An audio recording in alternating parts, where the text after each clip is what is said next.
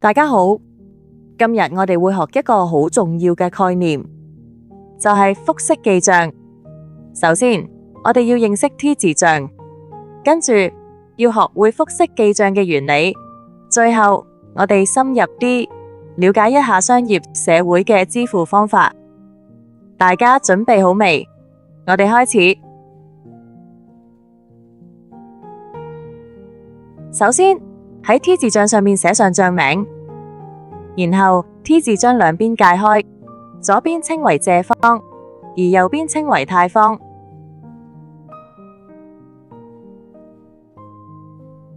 同樣地，我哋試將會計等式界開，分為兩邊，資產就會喺借方，而資本同負債就會喺貸方。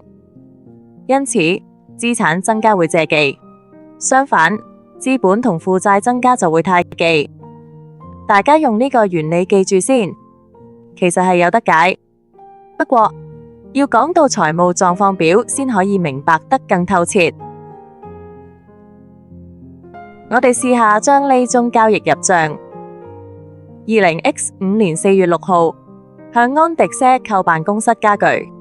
賒賬嘅意思係，當公司購物時唔需要即時付款，而係可以延後喺指定日期內付款。簡單嚟講，賒賬係一種先收貨後付款嘅方式。換言之，賒購辦公室家具就會令企業增加辦公室家具呢件資產，同時企業對供應商安迪嘅負債亦都會增加。增加資產要借記，因此要借記辦公室家具賬。如是者，增加負債要貸記，因此要貸記安迪呢個應付賬。要留意喺賬戶內要寫返對應賬嘅賬名，即係喺辦公室家具賬入面要寫上安迪。反之亦然，每一筆交易都會有借記同貸記，而借記嘅總額必定同貸記嘅總額相等。呢個就係舉世聞名嘅複式記帳。而家講下付款方法。當公司買嘢嘅時候，可以用唔同嘅方法俾錢，到底有咩選擇呢？我哋一齊睇下啦。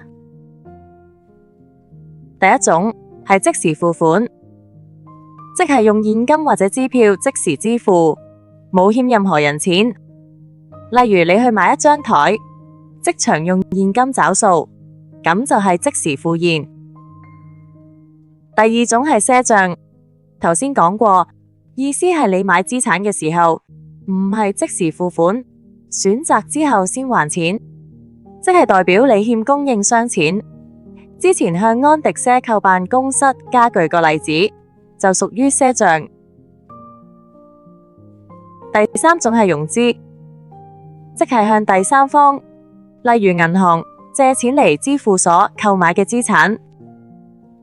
重點係你而家爭嗰個人嘅錢，唔係嗰件資產嘅賣方，而係買賣資產以外嘅第三方。俾兩宗交易大家望一望。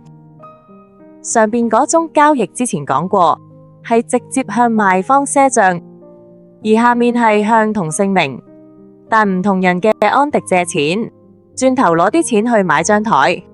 因此，下面嘅債主要寫上貸款兩個字，代表交易以融資支付。挑戰一下大家，點解供應商願意以賒賬方法賣出佢哋嘅資產？咁樣有乜嘢好處同壞處呢？